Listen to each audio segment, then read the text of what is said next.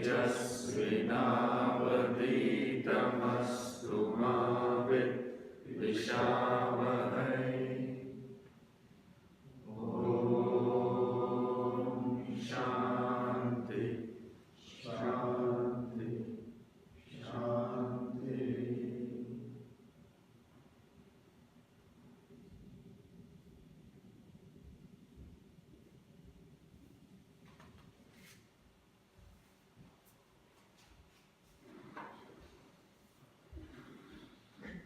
So, we are on the last few verses of this great text, the Bhaja Govindam.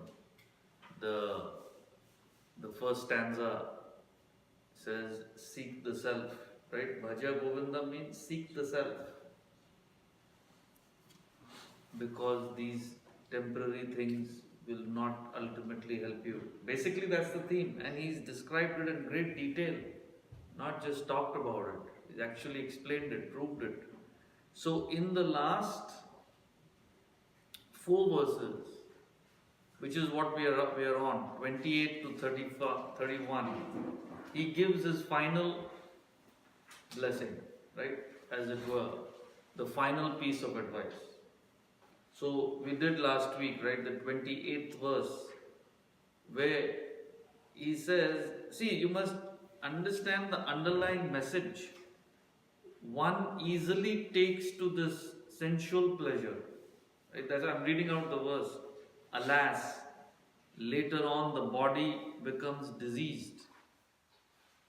Even though death is the end in this world, nobody leaves his sinful ways. So what's the theme here?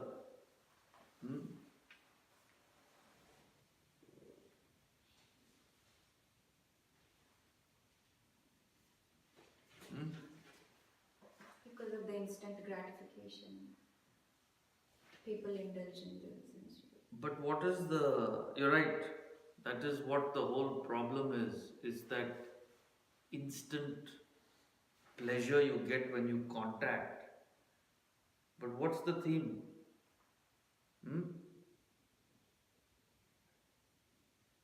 Focus. It's temporary. The focus is you're focusing on temporary, which is obviously temporary, as opposed to trying to find what's permanent. Permanent. Right. What else? Correct. What's the theme?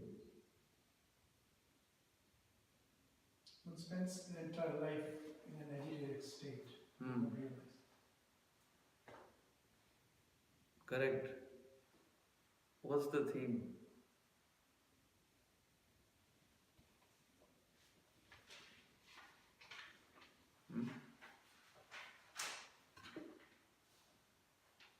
See, this is a discussion group, this class. It's not like it was just a lecture. I want you all to also think. That's what will help you really. See, these verses talk about something, but what's the implication? You must.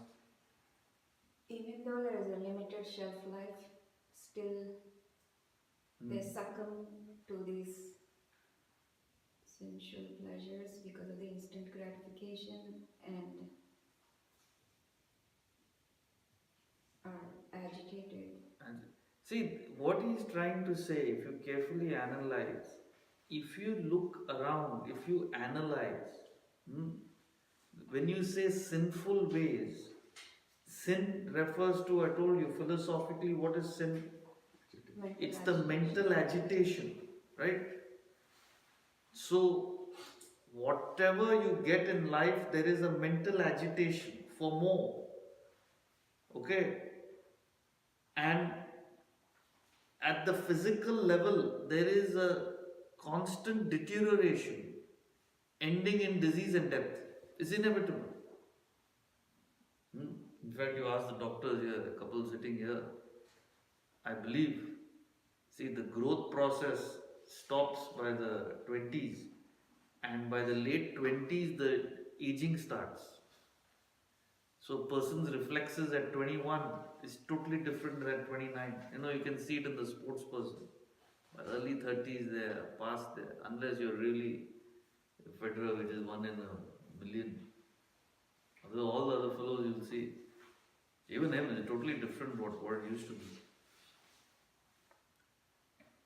But still, you will not stop how you're functioning. That's what you must understand. No matter what this education is, that temptation is so powerful. You don't register it. It's like I told you that in Europe, I remember many years ago, I was in the duty free, and the horrible graphic images of this in the smoking cartons, right? Cancerous lung, and one is the mouth is all half gone because of the surgery. And the guy goes there, and what did he do? All the pictures are there on the carton. What does he do? He picks it up, buys it, puts it in the bag. Now, what can you say?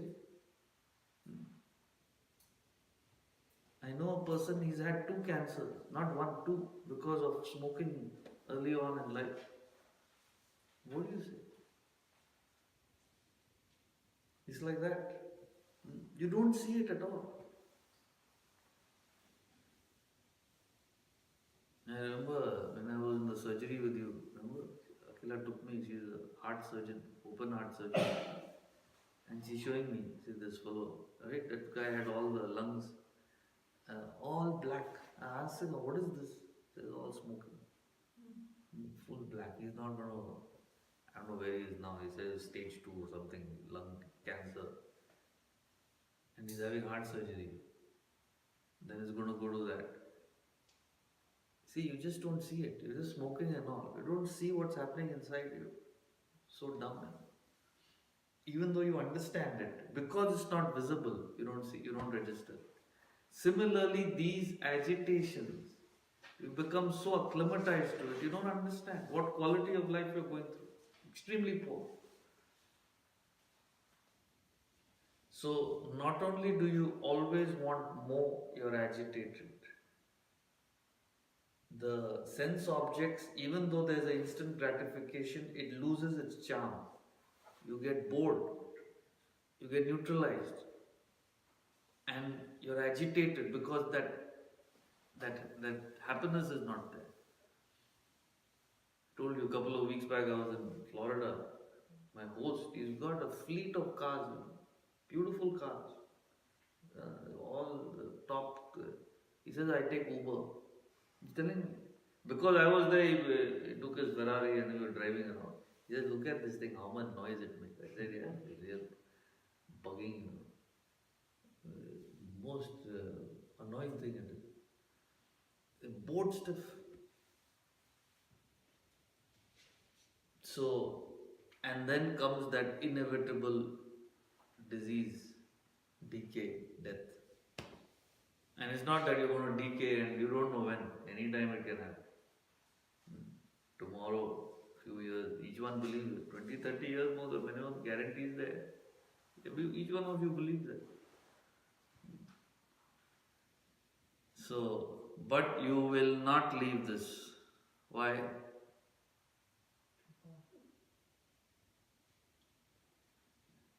What are we doing this weekend? Where are we going on vacation this year? It's just that next pleasure that you think of. You disregard everything else. Like that smoker just wants that. The images are there. What's inside? Nothing. Who cares? That is gross, so you understand it. Physical. Mental, you don't understand. Same thing, exactly that. It becomes a vasana. What?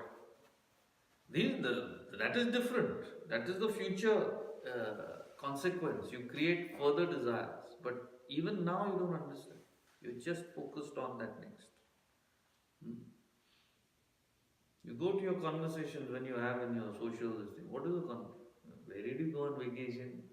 Where are you going this year? Next weekend, what are you doing? Which party are you attending? Who's calling who? Everything is that next kick you're going to give. Nothing else you can think of. I'm not saying it's wrong, but too dumb. It's tragedy. So I told you last week, right? That's what all the saints say. Alas. Kabira, right? Quoted him. रात गवाए सोए के दिवस गवाए खाए हीरा जन्म अनमोल था कौड़ी बदले जाए. Night is wasted in sleeping, the day in eating. Eating means that next enjoyment. This life is given to reach yourself. Hira, this is the diamond, is your own Atman. Exchange it for pennies. Nobody wants this. You want the pennies, you don't want the. What can anybody? So, that's the first blessing he gives, that look, don't disregard the realities just for that little attraction. See the whole thing as it is. Even then, one does not leave. Even though everything has an end, it's going to end in nothingness. You still don't care. So start thinking. That's what he's saying. That's the first piece of advice in 28. So clear so far? Any questions? I have a question from verse 3. So, you talked about intellectual re-evaluation, Pratipaksha Bhavana. Can that be used as a tool to control the senses or to control the mind? Yes, that is what it's meant for. So when you say Pratipaksha Bhavana, which he talked about in verse 3, right? Third verse it is. So Pratipaksha Bhavana is intellectual re-evaluation. So you look at the same thing from a different standpoint, re-evaluate it. What are you getting so attracted about? What exactly is it? So he gave the example of a woman. He says it's just a what is it? Modification of flesh and fat, right? Etan mamsa vasa divikar. Reflect again and again. So on the whole it seems so attractive, but if you see the individual constituents, what is it? It's just flesh. It's just flesh. What are you so attracted to? Oh, her eyes are too good. Huh? What eyes? Take out the eyes and put it in a plate. You'll run away for your life. Have you seen eyes? The most horrible thing. Eyes by themselves. Eyes. And then you say, oh, skin. Slice away all the skin and keep it in a. Per se, every constituent is disgusting. Put together. Oh. Similarly, analyze each part of your life. In fact, next verse he talks about wealth, right?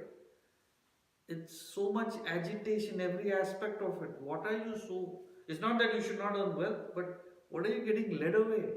Giving it so much value, when ultimately it's each part is sorrow. That's what he talks next verse. Earning is sorrow, preserving is sorrow, and the most sorrow is? Parting, spending. Oh. And all the time you're thinking about something which is full of sorrow. You don't understand the... So, if people come back after a vacation, they say, thank God, vacation is over. Who was there yesterday telling me? I had to take some friends to Disney. Oh my God, thank God it's over. Every aspect is painful. First of all, you have to take leave from the office, it's painful. Boss, you know why. Then booking the tickets because everybody goes at the same time. In spring break or summer, tickets are all double price. Painful. The fellows say, December, India, we go double, triple. Who asked you to go? Are you complaining? Double price. That's also painful. And then packing, unpacking, painful. And then hotel, we know how much rates they charge. Everybody wants to go, obviously they'll charge. Pain. And I've seen fellows, every time we go with kids, and they said we want to order, they'll order the most expensive thing on the menu. No, not necessary. Order this. Every aspect. And then in the rides, you got to keep waiting for hours. And VIP pass, if you buy, again, hole in your pocket. Everything. If you analyze per se, each constituent is painful. Yeah, vacation. I'm not saying you should not go, but why do you give something so much value? Analyze the constituent parts. Hmm? Before marriage is all wow. What do get married? After then you understand the constituent parts of the marriage, right? Each part is painful. She likes more salt. I like less salt. Painful. I like temperature 2 degrees higher. I like it lower. Painful. If you see every aspect, so understand the reality. It's not what you think. That's all he's saying. You disregard everything for that instant pleasure. That's what he's asking you to reevaluate. Don't get swept away. Understand each aspect, each constituent as it is. Clear? So wherever there are disappointments or agitations, this principle can be applied in life. Yes, so it depends on the context. Yes, you must analyze. Even the negative part of it, yes. There is a disappointment. Analyze why. What is it that see? This is more geared towards helping you understand something in the context. Why you're giving it so much value when it means nothing. Even disappointment, same thing. Somebody passed a nasty comment. Ask yourself, what is the big deal about it? Each one has their opinion. It doesn't fit with your opinion. Why are you getting so agitated? There's nothing.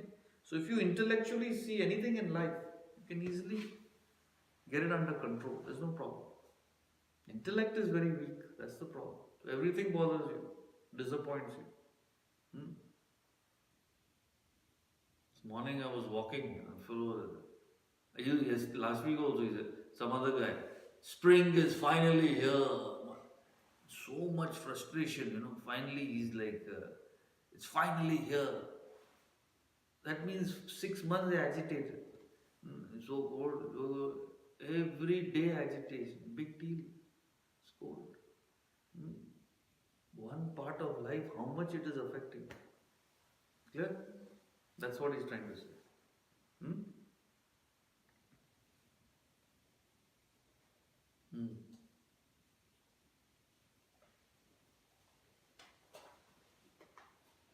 Any else?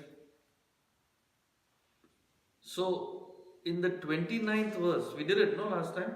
Or we have to do it? We have to still do it. Oh, okay. So 28th is what he talked about. I just explained it. 29th, he focuses on. So 28th is enjoyment. 29th is wealth. The two cardinal weaknesses. Wealth, woman. So 28 is enjoyment, 29 is wealth. Wealth is exchange for enjoyment. So it's basically the same thing.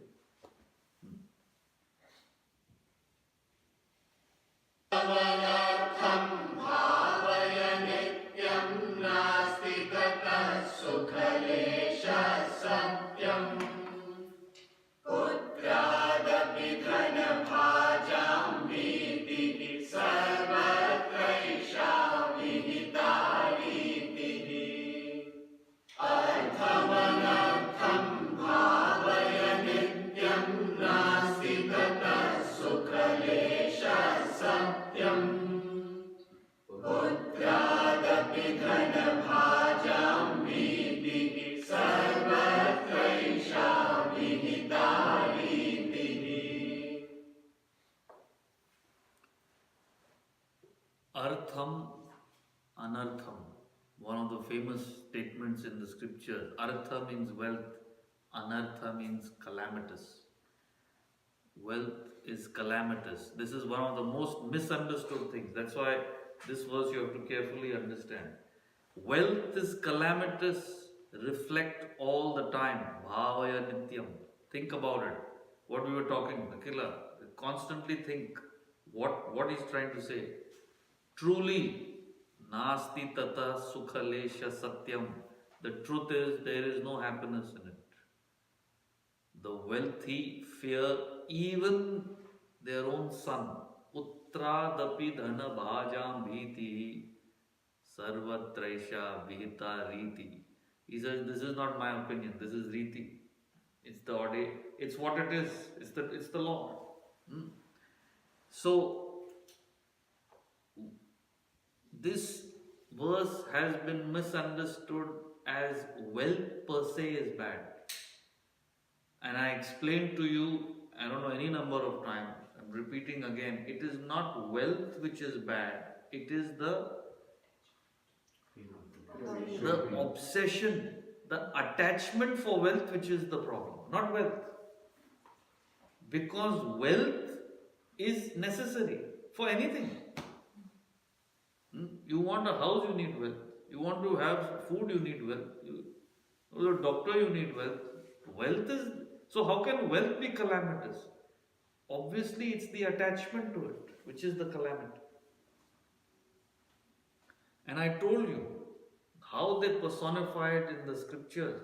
So, Lakshmi is married to Vishnu. Lakshmi is wealth. Vishnu is the preserver. What's the symbolism? To preserve anything, wealth is necessary. Wealth is married to preservation. So, when you look at wealth as just a means to an end, it's a preservation medium. It's a beautiful goddess like Lakshmi in your life. It's a blessing. But when you look at the same wealth as an end in itself, as an obsession to acquire, it becomes an ugly demon in your life like Kubera. So, in one depiction, wealth is shown as an ugly demon, Kubera, the god of wealth. In another, a beautiful damsel, a beautiful goddess, not damsel, I'm sorry, like Lakshmi. How do you explain this? How can in one thing they show it in one opposite, this is what it means. How you relate to it. So don't blame wealth. Wealth is necessary. So if you get obsessed by it, if you get attached to it, that's the problem in life. Now what I want to ask you, we use this word attachment, obsession, these are just words. How do you understand that? Practically, how do you know whether you have the right attitude to wealth or you are attached? Actually, default state is attached. So I won't even ask you how do you know, because you don't know the state of not being attached to it. So, but let me still ask, what does this attachment mean?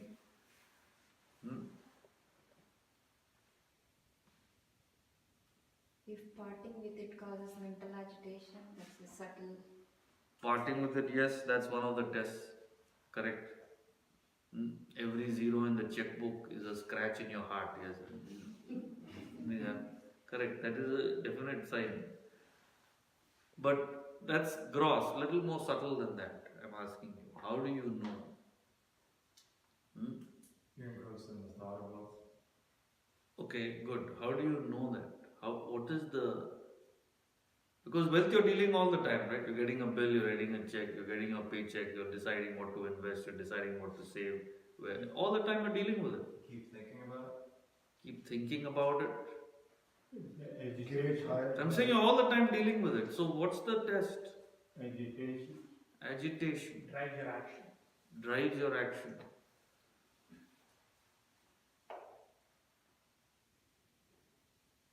See, what I'm trying to say is, the test of attachment is there is that heaviness in your head, you know. There's that feeling of a weight. That's the test of attachment. See, you go to a hotel room, how do you feel?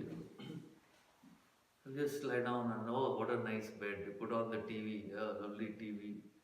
Your house TV is much better. Especially if the company has paid for that room. What's that feeling? Say, 2 weeks back I was in Florida, they gave me a nice suite, Waldorf. Non-profit is called America.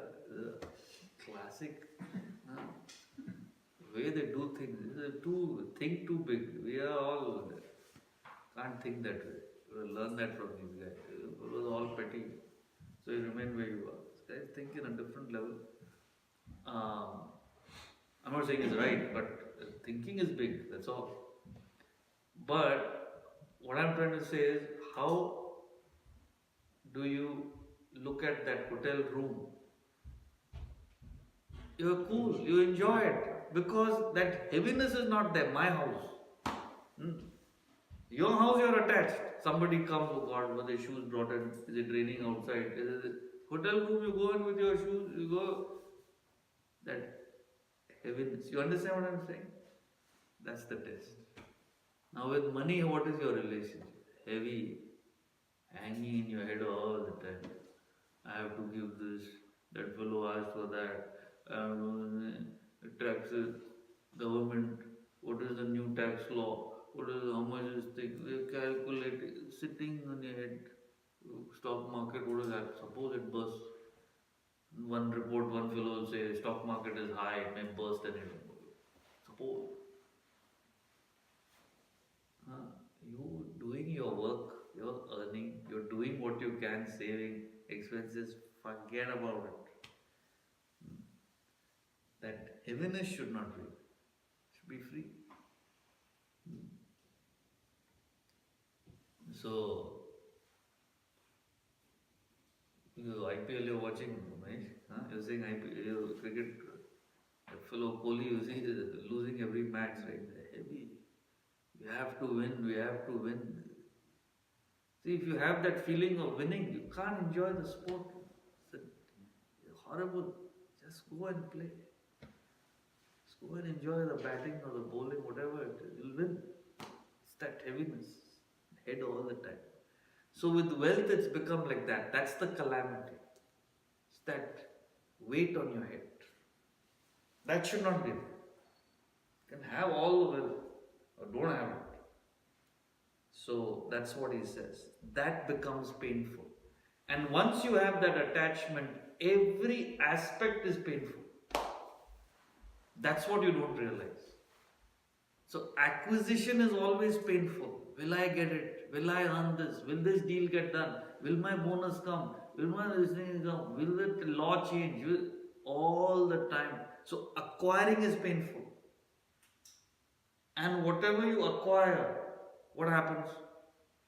What do you have to do when you acquire? You have to preserve it. No, that is painful. Bonds will go down, stocks will go up. Gold, I should put something, exchange rate to it, all that time.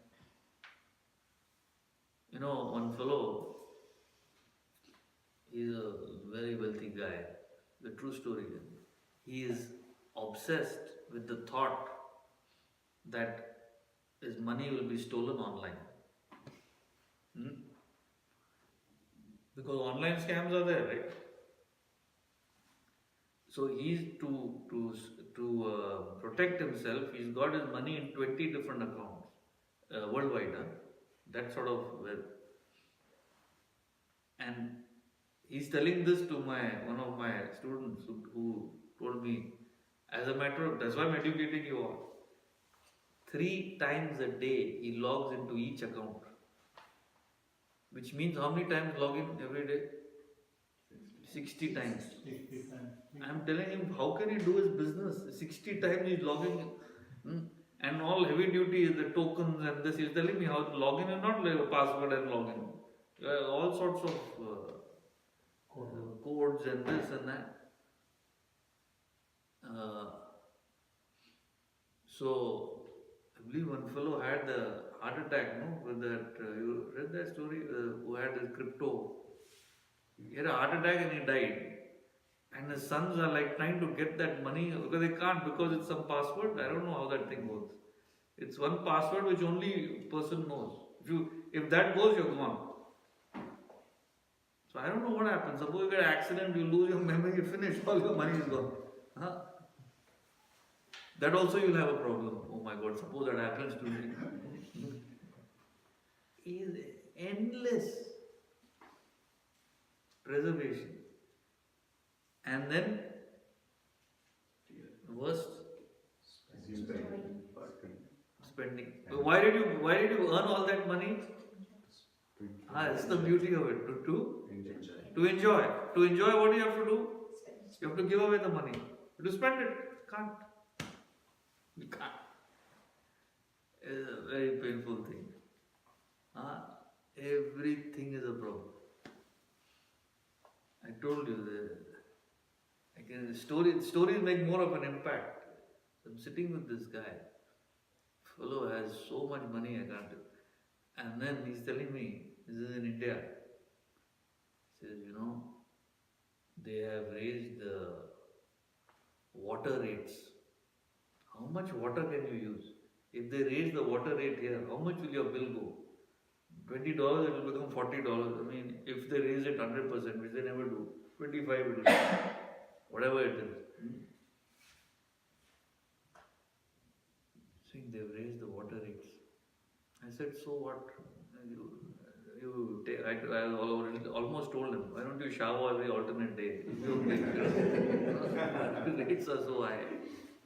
Crazy fellows. Anything will have a problem. And you know what he told me? That's what I'm trying to tell you. He said, there's this florist. See, India, the flower sellers, they come and they put their flowers in the street, right? You know how it is.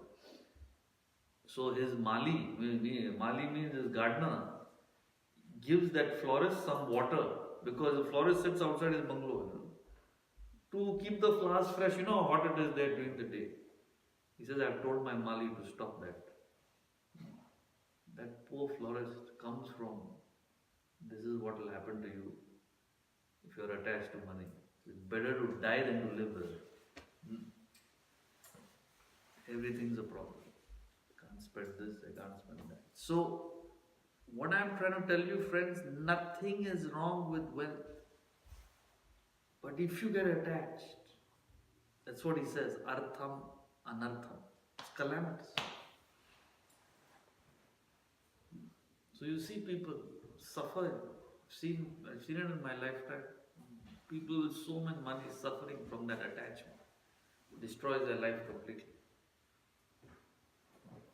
He says, for the wealthy, there is fear even in a son. What does it mean? If you're attached, what happens to money?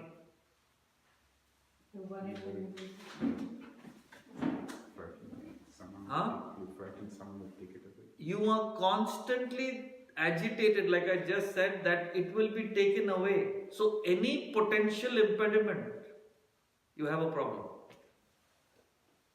And that's how the mind works. So he says, even your own son. One day this fellow may take everything. You know how many cases are going on in India? Billionaire family, father, son, brothers. So affectionate when they were younger and all. Once that thought of wealth comes, the whole thing changes. You'll fear that.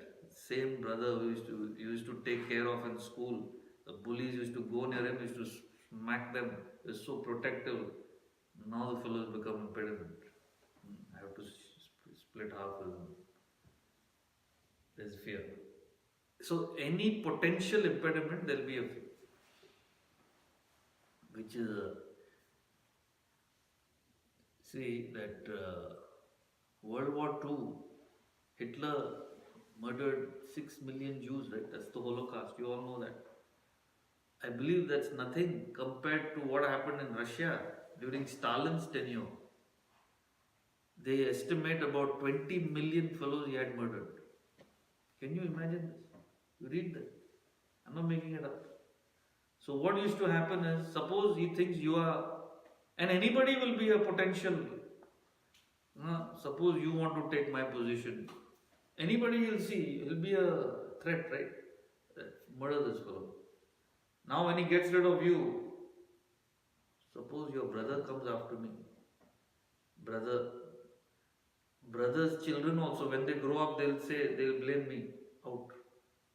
Like that, 20 million people.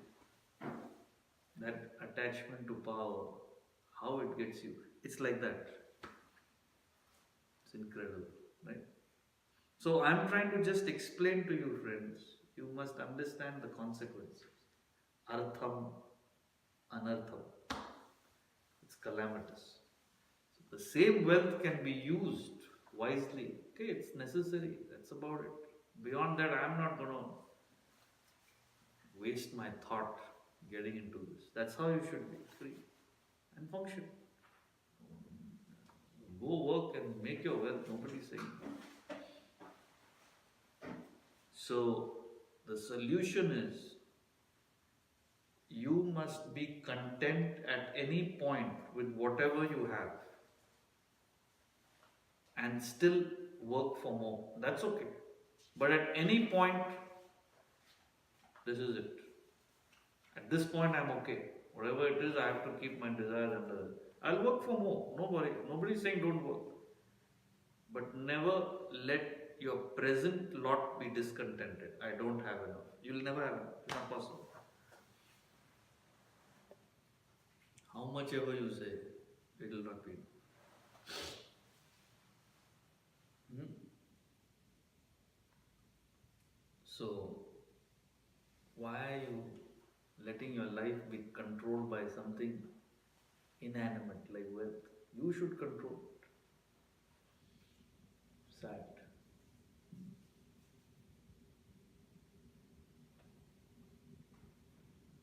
Clear? But you say that lack of intelligence to control that mind or that is the problem. Lack of intellect, not intelligence. No, intellect. That's Intellect, yeah. Yeah, and that is true for anything. You have to so here he is giving specific knowledge to strengthen your intellect, right?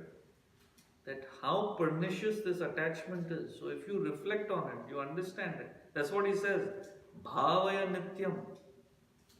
How your intellect gets strengthened is when you analyze these things again and again.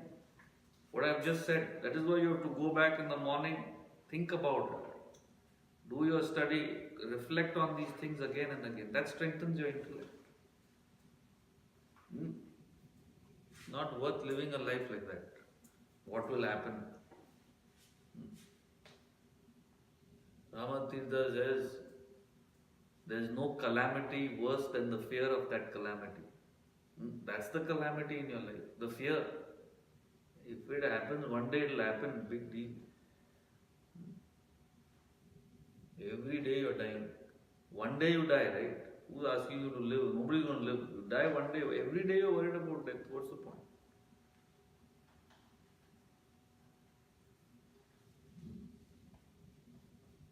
Yeah. We have the opposite problem now in terms of wealth, that is spending what most people are facing in this country and practically everywhere in the world. Spending not what you don't have in fact. It is the opposite problem than preserving, which is borrowing and spending, which is actually even worse. That's one, right? So we don't talk about that as a concept here, right? And the second thing is you also notice about wealth is when you're younger you don't have that, right? Because kids don't, obviously not earning and all, right? So is it related to your earning, right? So once you acquire it and you know it's difficult to acquire, then you get into this mode of agitation and trying to preserve it. When you're young, when you don't know what it is worth, you don't care at all. Yeah, so let's go one by one. Your first question is, you're not talked about the loan part of it, debt. See, that is even worse. Here, you're talking about your own earning, preserving, spending, which itself is calamitous. Now, if your greed is so much that you want somebody else's wealth to get, which is what this debt is, that's a disastrous situation. Those days they didn't have that problem. That's why he's not written it. Now, even your actual wealth without debt itself is such a calamity. This is, like you said correctly, this is 100 times worse. That's the greed. That has nothing to do with the wealth you have. That attachment to that is separate. This is a greed for what you don't have. You're absolutely right. Destroying the world completely is this greed. So, what is the debt of the country here? This one? US? 12 trillion. 20 trillion. Rich. How is it rich? And that's only the federal debt, right? There is state debt, there is county debt, there is town debt. You see this town, what are bonds they issue, no? Constantly they'll be issuing debt. Is incredible. And then, so federally you're fully debt, state, county, town, and every house in the town is mortgaged. What are you talking? You're right, this is a disaster, absolutely. So every few years a full crash. That's what happened in 2008. Now again, I believe every student graduating, hundreds of thousands in debt. What the fellows are going to do? The whole thing is a disaster. It's greed. It's greed, nothing but greed. So that's a different category of madness altogether. We've talked about it separately. Those days there were no banks and all. So he's just talking about what fellow the people had, right? It's written in 800 AD. So what can he say? He didn't focus. Shakespeare was the first person who warned humanity. Neither a borrower nor a lender be. For loan oft loses both itself and friend. You loan something to somebody, that friendship is definitely gone. Loan is also gone. First of all, understand that. And borrowing dulls the edge of husbandry. Husbandry means hard work. The minute you borrow, it's not your money. You don't care. It's not the same. I'll pay it back one day. In fact, you'll never pay it. You'll keep on deferring it. So, that's what's destroyed you. It made you greedy and lazy. Don't want to work. Get it? You'll say, how is it possible? You see all the top companies, all debt free, the real solid ones. Everyone is debt free. Whole ashram, you see, been to our academy in India? Fabulous thing. I mean, when I was studying there, it was hardly anything. All the time the banks used to come. Swamiji, we'll give you a loan, build this building. How many? Nothing doing. One after the other, it took 25 years to complete. Now it's sort of complete, you know. Not 1 rupee debt. So, it doesn't work that way. You understand? Correct. That's a different category of anartham, calamity. So, one fellow, one of my students, he came to me, he wanted some clarity on his finances. The guy, he has a loan on his house. He's bought 2 other properties with loans. Can't understand these guys. I said, are you off? No, all my friends rental. And then one tenant did not left or something, and one fellow suing him for some breakage or something like that. The guy got into a jam, and I said, you're crazy. You see what I'm saying? Sell each one, and he sold them. Now his house is debt free. He's got, at least where he's staying, the furniture can't be taken away by somebody tomorrow. No thinking at all. It's just greed, nothing but greed. Got it? So the second thing you said about kids, the children don't have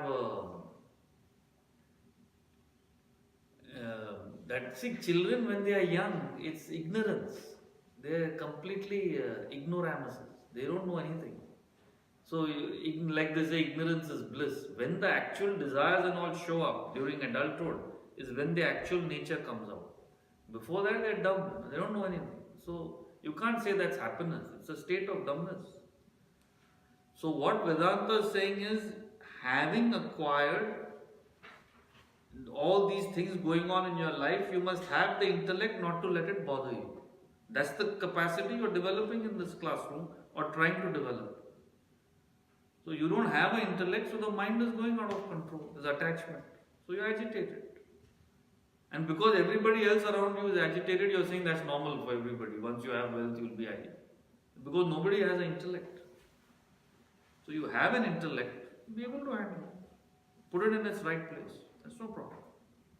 Clear?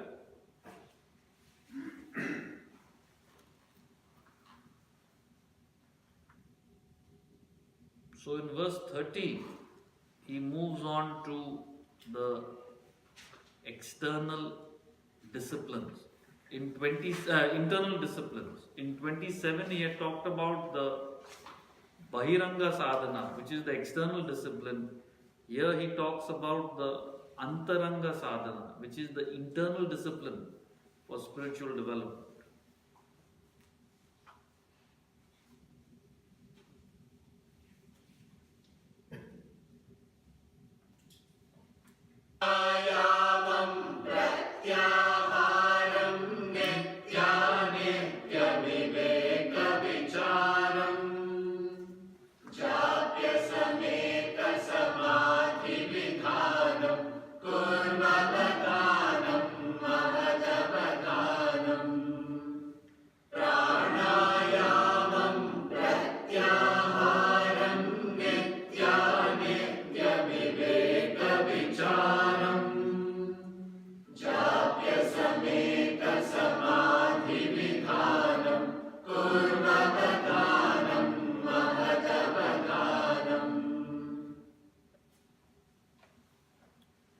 Pranayamam, regulation of pranas.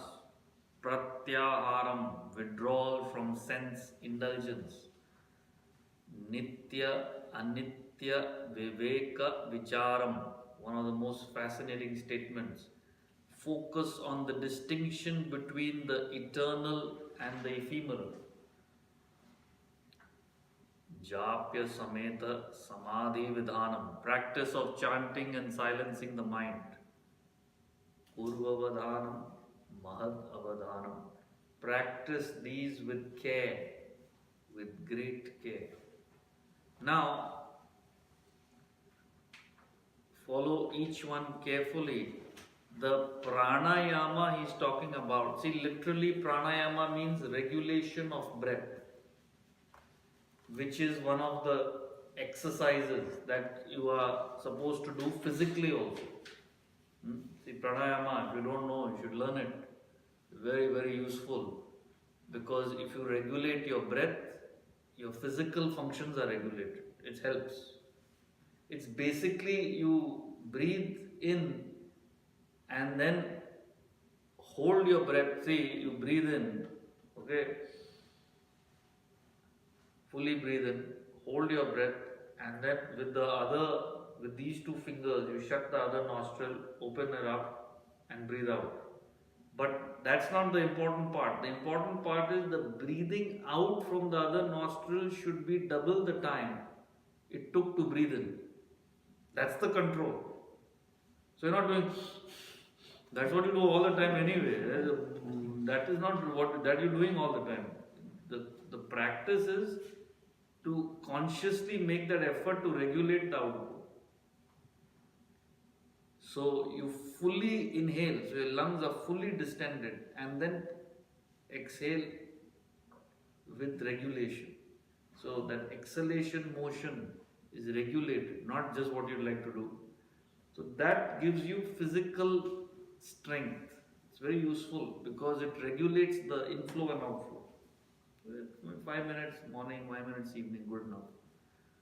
But that's the physical benefit. See, people believe by doing that their mind will come under some mad things everybody has. It's just a physical exercise for your lungs and your breathing. Okay? Like deep breathing. Now, the other part it refers to, pranayama, is the regulation of your entire life's activities.